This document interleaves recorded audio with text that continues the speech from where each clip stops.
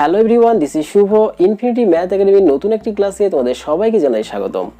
তো আজকের এই ক্লাসটিতে আমি তোমাদেরকে দেখাবো এইচএসসি 2021 অ্যাসাইনমেন্টের ষষ্ঠ সপ্তাহের যে অ্যাসাইনমেন্টটি দিয়েছে হায়ার ম্যাথের চতুর্থ অ্যাসাইনমেন্ট, এটিকে এখন আমরা খুব ভালোভাবে বুঝে করার চেষ্টা করব। তো আমি বারবার একটি কথা বলে থাকি, সেটা হচ্ছে তোমরা যে অ্যাসাইনমেন্টটি করছো অবশ্যই বুঝে করার চেষ্টা করবা। তো যাই হোক, তোমরা যদি এই চ্যানেলে নতুন হয়ে থাকো তাহলে চ্যানেলটিকে সাবস্ক্রাইব করে দাও এবং একটি লাইক দিয়ে দাও। তো চলো আজকের ক্লাসটি শুরু করি। তো তোমরা দেখতে পাচ্ছ আমি এখানে লিখে রাখছি তোমাদের অধ্যায় 7 এর উপরে যেই অ্যাসাইনমেন্টটি দিয়েছে এবং উদ্দীপক হিসাবে এই দুটি তথ্য আমাদের দেওয়া আছে এবং এটার শিরোনাম হবে যে ত্রিকোণমিতিক ফাংশন ও সমীকরণ সংক্রান্ত সমস্যা সমাধান। তো ক নম্বর যেই প্রশ্নটি আমাদের দেওয়া হয়েছে সেটা হচ্ছে দেখাও যে লেফট সাইডে আমরা এটা দেখতে পাচ্ছি এবং এটা ইকুয়াল 31, এটাকে প্রমাণ করে অর্থাৎ দেখাতে হবে। তো আমরা কি করব, সমাধান করার জন্য দেওয়া আছে আমাদের উদ্দীপকের যে দুটি তথ্য তোমরা দেখতেই পাচ্ছ যে f of x equal sin x এবং g of x equal tan inverse x। তো আমরা এই দুটি তথ্যকে লিখে নিলাম। তারপর আমাদের লেফট হ্যান্ড সাইডে যে অংশটি ছিল সেটাকে আমরা এখানে উঠিয়ে নিলাম। তো এখন তোমরা লক্ষ্য করে দেখো, অবশ্যই বুঝে নেওয়ার চেষ্টা করবা। সেটা হচ্ছে যেমন দেখো এখানে কিন্তু g of x equal tan inverse x রয়েছে, তাই এখানে যেহেতু এই sec স্কয়ার এর মধ্যে অ্যাঙ্গেল হিসাবে দেওয়া আছে g of 5, তাই আমরা যে কাজটা করব এখানে sec স্কয়ারকে রেখে দিব এবং এখানে g of x এই ফাংশনে আমরা 5 বসাবো। তাহলে 5 যদি বসাই তাহলে দেখো এখানে tan ইনভার্স 5 হয়, তাই সেই জন্য g of 5 এর মান হচ্ছে tan ইনভার্স 5। তারপরে দেখো প্লাস, এবার কোসেক স্কয়ার এটাকে রাখবো। তারপরে দেখো g of হাফ রয়েছে, তাই আমরা কি করব এখানে যদি হাফ বসাই তাহলে tan ইনভার্স হাফ হয়। তো সেই কারণে g of হাফের মান হচ্ছে tan ইনভার্স হাফ। এখানে আমরা এটাকে ইনপুট করে দিলাম। তো এখন লক্ষ্য করে দেখো আমরা যে ত্রিকোণমিতির যে সূত্রগুলো শিখেছিলাম, যেমন তোমরা জানো যে sec স্কয়ার থিটা সমান হচ্ছে 1 প্লাস tan স্কয়ার থিটা। তো দেখো এখানে কিন্তু আমরা এই যে sec স্কয়ার এটাকে আসলে থিটা মনে করব, তাই আমরা দেখো লিখছি 1 প্লাস tan স্কয়ার থিটা। তারপরে দেখো এখানে কোসেক স্কয়ার থিটা মানে আমরা সবাই জানি 1 প্লাস cot স্কয়ার থিটা, তাই দেখো এখানে কিন্তু আমরা কোসেক স্কয়ার এটাকে থিটা মনে করব, তাই 1 প্লাস cot স্কয়ার থিটা। তাহলে লক্ষ্য করে দেখো এই 1 প্লাস তারপরে এই যে tan স্কয়ার আর এখানে tan ইনভার্স। তো আমরা সাধারণত যে কাজটা করে থাকি সেটা হচ্ছে এই স্কয়ারটা কিন্তু পুরোটার উপরেই কিন্তু আমরা দিয়ে দিব। তাহলে কি হচ্ছে এই tan আর এই tan ইনভার্সটা কিন্তু ভ্যানিশ হয়ে যায় আর থাকে শুধুমাত্র 5, আর তার উপরে যে স্কয়ারটা ছিল সেটা, তার মানে 5 এর উপরে স্কয়ার হলো। তারপরে দেখো প্লাস 1, তারপরে প্লাস এইভাবে একই রকম ভাবে এখানেও তাই দেখো cot স্কয়ার আছে, তাই পুরোটার উপরে স্কয়ার, আর এটা যেহেতু অ্যাঙ্গেল তাই দেখো এইখানে আমাদের যে কাজটা করতে হবে এখানে cot আর এখানে tan, তাই দুটাকে কিন্তু ভ্যানিশ করা যাবে না, তাই আমাদের প্রথমে এই tanটাকে cot বানাতে হবে। তো এটার একটা ফর্মুলা তোমরা জানো, সেটা হচ্ছে যে tan ইনভার্স যদি হাফ হয় তাহলে এটার পরিবর্তে আমরা যদি cot বানাতে চাই তাহলে লিখব cot ইনভার্স, এটাকে জাস্ট বিপরীতকরণ করে দিব। যেমন দেখো এখানে 1/2 ছিল, আমরা 2/1 লিখেছি, তার মানে শুধু 2 লিখলাম। তাহলে দেখো এখন কিন্তু আমাদের এখানে cot স্কয়ার আর হচ্ছে cot ইনভার্স আর এখানে 2 রয়েছে, তাই আমরা এখন চিন্তা করব যে cot স্কয়ার যেহেতু আছে তাই পুরোটার উপরে স্কয়ার, আর এখান থেকে cot আর cot ইনভার্সটা ভ্যানিশ হয়ে যায়, থাকলো কত 2 এর উপরে স্কয়ার। তাহলে দেখো আমাদের এই সংখ্যাগুলোকে ক্যালকুলেট করলে আমরা কিন্তু 31 পেয়ে যাই, আর এটাই হচ্ছে আমাদের রাইট হ্যান্ড সাইড। আর তোমরা এইভাবেই লেখার চেষ্টা করবা, তাহলেই কিন্তু তোমাদের ক নম্বরটার সমাধান হয়ে যাবে। তো আশা করি তোমরা ক নম্বর প্রশ্নটার অ্যান্সার খুব ভালোভাবে বুঝতে পেরেছো। এবার চলো আমরা খ নম্বরটি সলভ করে ফেলি। এখানে খ নম্বর যে প্রশ্নটি দেওয়া রয়েছে সেটা হচ্ছে যে f inverse of x minus cos inverse y equal π/6 হলে প্রমাণ করো যে 4 × x square plus y square minus xy equal 3। তো এই প্রশ্নটি আমাদের দেওয়া আছে এবং আমাদেরকে প্রমাণ করতে হবে। তো আমরা প্রথমে কি করব, প্রথমে দেখো সমাধান করার জন্য দেওয়া আছে এই অংশটাকে জাস্ট আমরা এখানে উঠিয়ে নিলাম। তো এখন আমাদের যে কাজটা করতে হবে সেটা হচ্ছে এখানে যেহেতু এফ ইনভার্স অফ এক্স এর মান দেওয়া রয়েছে, তাই আমাদের অবশ্যই আমাদের যে উদ্দীপকটা দেওয়া ছিল F of X equal sine X, তো এটাকে আমাদের উঠিয়ে নিতে হবে। তারপর এটার এফ ইনভার্সটা বের করে নিতে হবে। তোমরা জানো এটার উভয় পক্ষে আমরা বিপরীতকরণ করে ফেলেছি, অর্থাৎ ইনভার্স করেছি, তাই এখানে F inverse of X equal sign inverse x. তাহলে দেখো আমরা কিন্তু এটার মান কিন্তু এখন এখানে বসায় দিতে পারবো।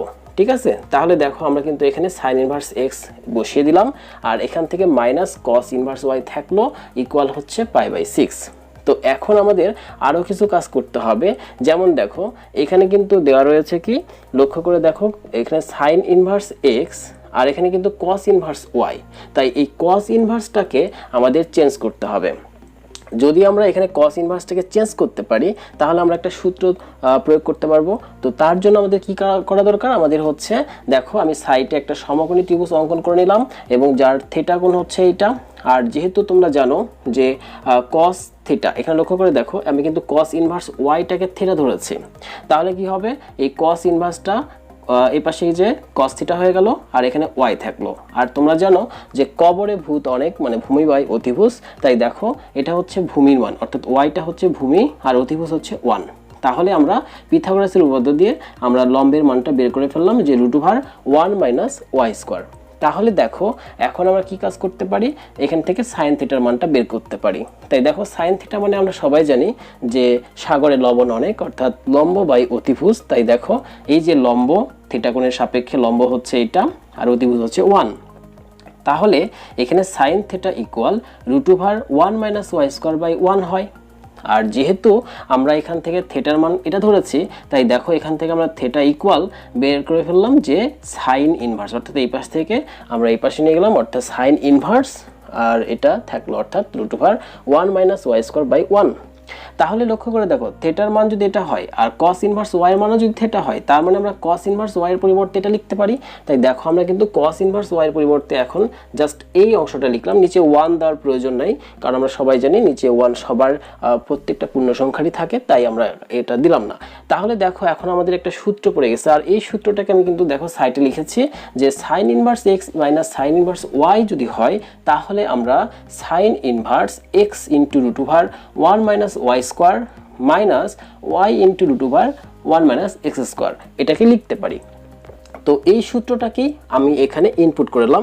তাহলে দেখো এই যে সাইন ইনভার্স রাখলাম, তারপরে যেহেতু আমাদের এই অংশটা হচ্ছে x আর পরের অংশটা হচ্ছে √1 - y², তাই দেখো এটাকে x এটাকে y মনে করব, তাই x * √1 - y² মানে এই অংশটার উপরে স্কোয়ার, তারপরে সূত্রের মাইনাস, তারপরে দেখো এটাকে আমরা y মনে করব, তাই y * √1 - x², এই যে 1 - x² এটাকে আমরা x মনে করব।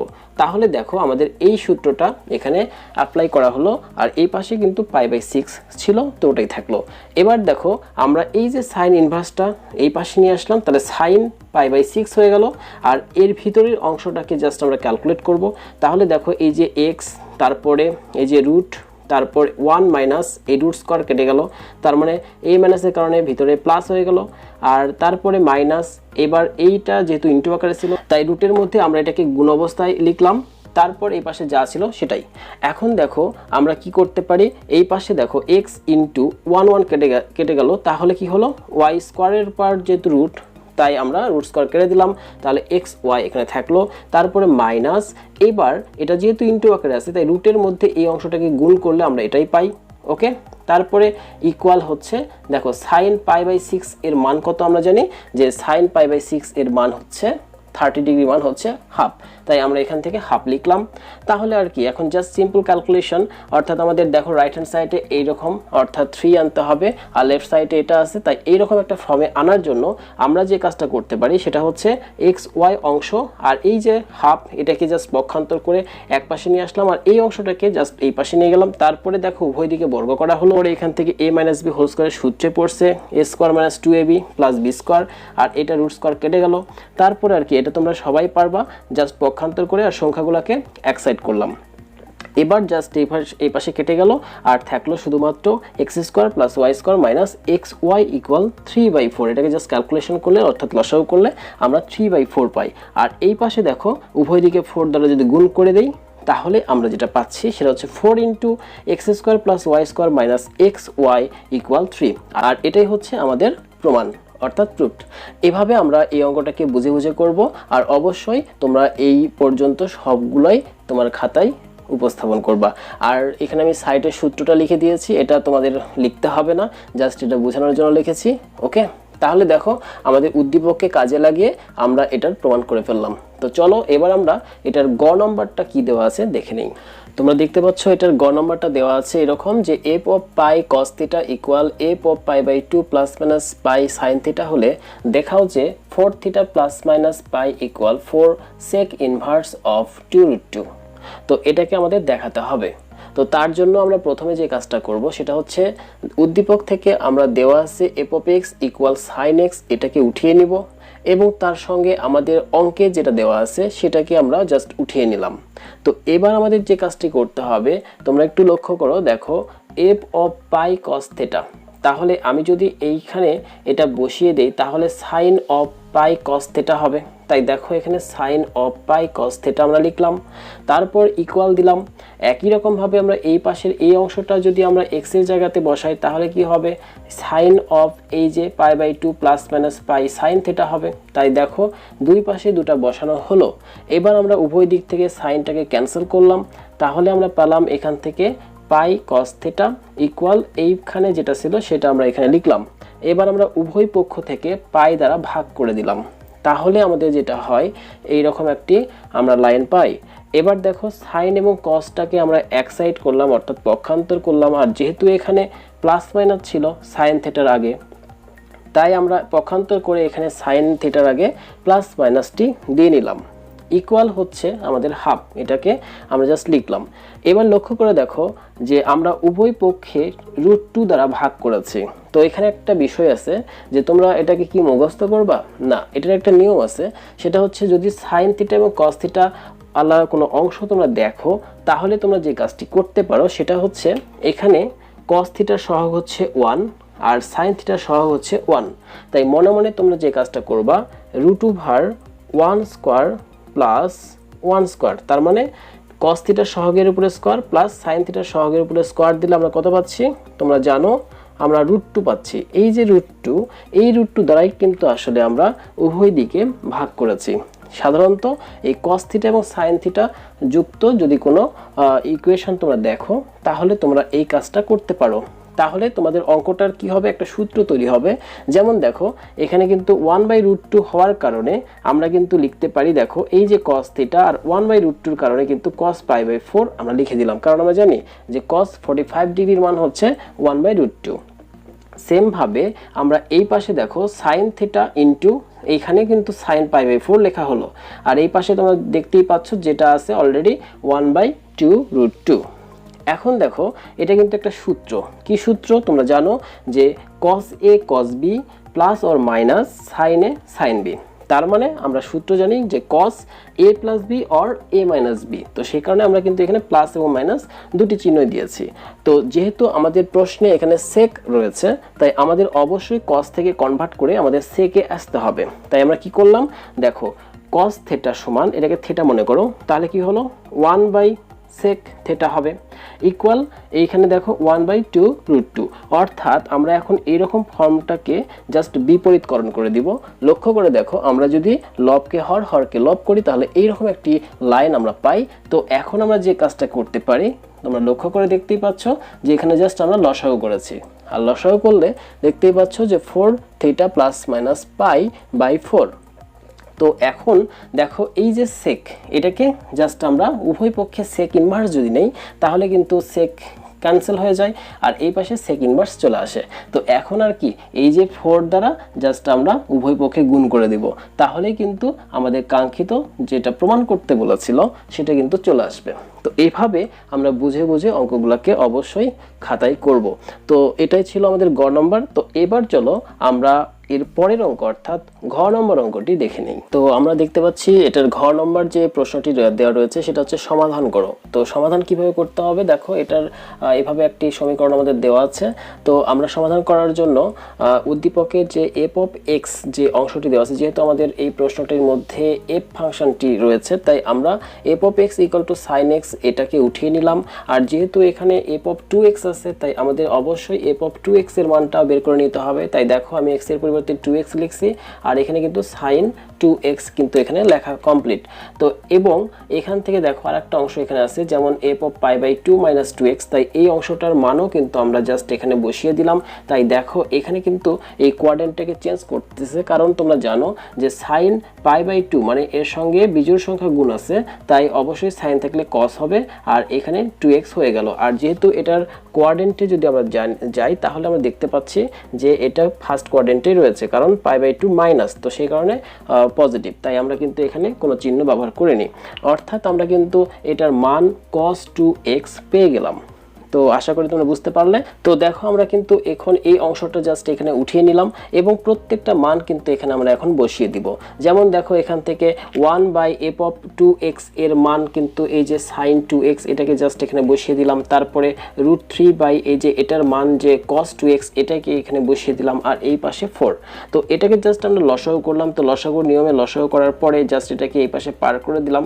ওকে, তো এখন দেখো এখানে উভয় পক্ষে আমরা কি করেছি, 2 দ্বারা ভাগ করেছি, ঠিক আগের মতোই আমি যে কথাটি আগে বলেছিলাম। যেমন দেখো এটা কিন্তু cos এবং sin ফাংশন, তাই আমরা কি করতে পারি, এটার এই যে cos এর সহগ কত 1, তাই রুট দিব, √1 এর উপরে স্কয়ার। তারপরে দেখো এটার sin এর সহগ কত -√3, তাই এখানে প্লাস দিয়ে -√3 এর উপরে যদি আমরা স্কয়ার দেই তাহলে কিন্তু সেটা শুধুমাত্র 3 হয়। অর্থাৎ আমরা পাচ্ছি 1 + 3 অর্থাৎ √4 = 2। তাই এই 2 দ্বারা কিন্তু আমরা এর উভয় পক্ষে ভাগ করে দিলাম।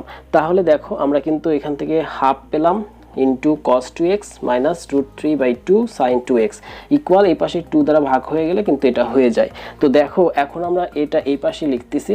যেমন দেখো হাফ মানে কি, হাফ মানে হচ্ছে sin 30 এর মান হচ্ছে হাফ, তাই সেই কারণে আমরা sin π/6 লিখলাম। আর এখান থেকে cos 2x কিন্তু এখানে হলো, তারপর মাইনাস একই রকম ভাবে দেখো cos এই যে √3/2 এটা মানে কত ডিগ্রির মান তোমরা জানো, cos 30 এর মান, অর্থাৎ সেই কারণে cos কিন্তু π/6 হলো। আর তারপরে কিন্তু sin 2x ইকুয়াল দেখো এখানে কিন্তু একটা সূত্র পড়েছে, অর্থাৎ sin twice a, অর্থাৎ sin twice থিটাও বলতে পারো। তো এই সূত্রটা কি, যে 2 sin theta into cos theta, তাই আমরা লিখতে পারি sin 2 থিটা। অর্থাৎ দেখো এখানে যদি আমরা যেহেতু অর্থাৎ অ্যাঙ্গেল এখানে 2x দেওয়াই রয়েছে, তাই এর সঙ্গে 2 গুণ করলে কিন্তু 4x হয়ে যায়। তাই দেখো এখান থেকে sin 4x হয়ে গেল। এটা খুবই নর্মাল একটা সূত্র। তো তারপরে দেখো এখান থেকে আমরা আরেকটা সূত্র এখানে দেখতে পাচ্ছি, সেটা হচ্ছে sin a cos b minus cos a sin b, অর্থাৎ sin a মাইনাস b। তাই দেখো sin a মাইনাস b হলো, আর এখানে যা আছে তাই। তারপরে জাস্ট এটাকে পক্ষান্তর করলাম। পক্ষান্তর করার পরে কিন্তু আমাদের আরেকটা সূত্রে পড়েছে।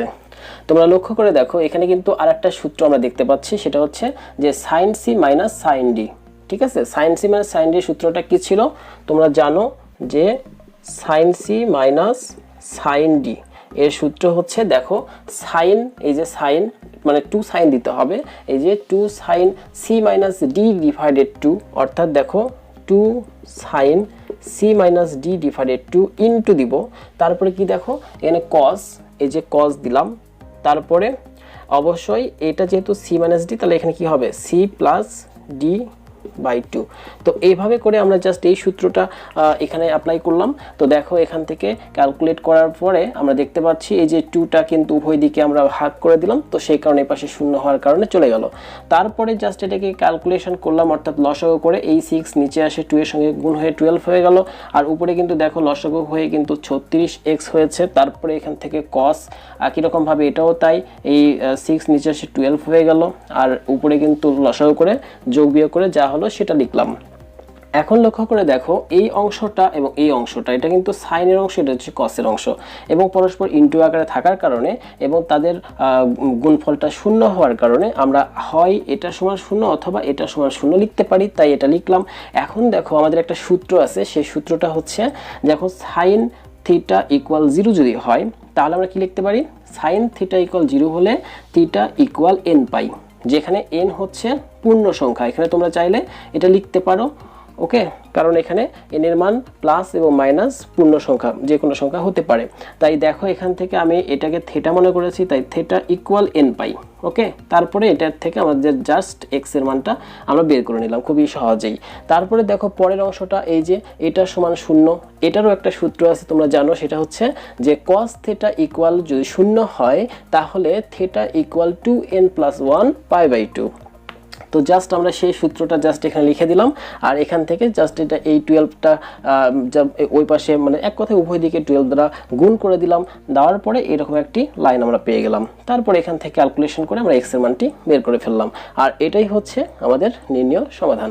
তো আশা করি এই সমাধান অঙ্কটা তোমরা খুব ভালোভাবে বুঝতে পেরেছো এবং নিজের মতো করে খাতাতে করতে পারবা। তো চলো এবার আমরা দেখব একদম লাস্ট অঙ্ক অর্থাৎ ও নম্বর অঙ্কটি কিভাবে করতে হবে। তো এখন আমরা এটার ও নম্বর অঙ্কটি দেখতেছি যে এখানে দেওয়া রয়েছে একটি ব্যবধি অর্থাৎ 0 থেকে 2π এর মধ্যে, এই ব্যবধিতে আমাদের থিটার মান নির্ণয় করতে হবে এবং এখানে দেখো আমাদের যে সমীকরণটি দেওয়া রয়েছে এই সমীকরণটির সমাধান করতে হবে। তো আমরা দেখতে পাচ্ছি এর ভিতরে f ফাংশনটি ব্যবহার করা হয়েছে, তাই দেখো আমাদের উদ্দীপকের f of x = sin x, এটাকে আমরা জাস্ট প্রথমে উঠিয়ে নিলাম। তারপর আমরা এই সমীকরণটিকে এখানে উঠিয়ে নেওয়ার পর দেখতে পাচ্ছি এখানে f of π/2 - থিটা, তাই দেখো আমরা x এর পরিবর্তে π/2 - থিটাকে যদি ইনপুট করি তাহলে দেখো sin x এর পরিবর্তে sin π/2 - থিটা হয়ে গেল। তারপরে দেখো প্লাস এখান থেকে সেম ভাবে এটাকেও আমরা জাস্ট x এর পরিবর্তে রিপ্লেস করলাম। তারপরে দেখো এইখানে 1 প্লাস sin যেহেতু π/2 - থিটা, আর তোমরা জানো যে sin π/2 এর বীজগণিতক হওয়ার কারণে cos থিটাই কনভার্ট হয়ে গেল, আর যেহেতু এটা ফার্স্ট কোঅর্ডিনেটে আছে তাই অবশ্যই এটা প্লাস হলো। একই রকম ভাবে দেখো এটাও কিন্তু π/2 এর সঙ্গে 1 গুণ আছে, তার মানে এটাও কিন্তু বিজোড় গুণিতক, তাই এটাও কিন্তু চেঞ্জ হয়ে cos এ রূপান্তর হয়ে গেল। আর এইখানে কিন্তু অ্যাঙ্গেল হিসাবে 2 থিটা রয়েছে ইকুয়াল 0। তো দেখো এখন আমরা যদি এই 1 আর এই যে প্লাস cos 2 থিটা এটাকে যদি আমরা একত্রে লিখি তাহলে দেখো একটা সূত্রে পড়বে। তোমরা জানো যে 1 + cos 2 theta = 2 cos square theta. তাই দেখো আমরা কিন্তু এখান থেকে 2 cos স্কয়ার থিটাটাকে এটার পরিবর্তে লিখে নিলাম। অবশ্যই এটা কিন্তু সূত্র তোমাদের জানতে হবে আর তোমরা জানো। এখন দেখো এখান থেকে cos থিটা লিখলাম, এখন দুটার ভিতর থেকে যদি আমরা cos থিটাকে কমন নেই তাহলে দেখো দুটি অংশ অর্থাৎ ইনটু আকারে আমরা ইকুয়াল দিয়ে 0 লিখতে পারি, তাই হয় এটা সমান 0 আর অথবা এটা সমান 0। তো আমি প্রথমে এই অংশটার কাজ করে ফেলেছি, আর আমাদের অবশ্যই এখানে থিটার মান যেহেতু নির্ণয় করতে হবে এবং এই ব্যবধির মধ্যে, তাই অবশ্যই আমাদের অনেকগুলো মান বের হতে পারে। তাই আমরা কিন্তু এখানে দেখো cos থিটা = 0 যখন আমরা লিখব তখন কিন্তু আমাদের একটা সূত্র কিন্তু আমরা জানি, সেটা হচ্ছে যে cos থিটা = 0 হয় তাহলে থিটা = 2n + 1 π/2। এখানে কিন্তু n হচ্ছে একটি পূর্ণ সংখ্যা, ওকে। তো দেখো আমরা কিন্তু ওইভাবে এই সূত্রটা এখানে লিখে ফেললাম। আর এখন দেখো আমরা যদি এইখানে n এর পরিবর্তে আমরা 1 -1 2 ইত্যাদি যদি বসাই তাহলে দেখো আমরা থিটার একটা করে মান পাবো। অবশ্যই এই ব্যবধির মধ্যে সেই মানটা থাকতে হবে। তাই দেখো আমি প্রথমে কিন্তু n = 0 বসাইছি, তখন থিটার মান কিন্তু π/2 পেলাম, কারণ এখানে 0 বসালে 1 হচ্ছে, তাই না? 1 এর সঙ্গে π/2 গুণ করলে π/2 হয়। সেম ভাবে 1 যদি বসাই তাহলে দেখো থিটার মান কিন্তু 3π/2 হয়। জাস্ট এটাকে ক্যালকুলেট করবা তোমরা।